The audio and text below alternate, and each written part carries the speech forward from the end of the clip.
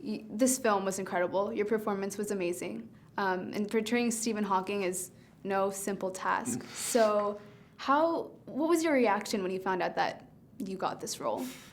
Well, first, thank you. That was really generous. The first reaction when I chased the role pretty hard. When I read this script, I hadn't realized, well, I just couldn't believe that there was this story behind this man who is so famous, and that I had no idea that there was this entire history behind him. And so I chased pretty hard for it, and then when I got it, you always get this little moment of ecstatic joy when you get a part.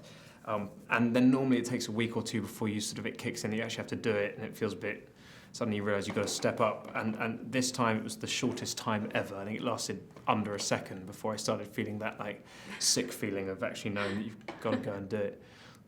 I mean, the display of emotion for any actor is paramount, but I feel like as Stephen his physical capabilities declined, you really had to isolate your muscles in your face to really express your emotion. Mm-hmm. How did you even go about doing that and learning how to go about that? Well, I went about it by collecting as much documentary material of Stephen as I could, and I wish there was some wondrous, glamorous way I could explain it to you, but it was literally having that on an iPad and sitting in front of a mirror and trying to replicate muscles. But the interesting thing is as some of his muscles stopped working, it's like muscles that we wouldn't normally use, a lot of the ones around the eye, started becoming his forms of expression. And so what was interesting in the process was trying to learn to isolate muscles that you basically haven't used before.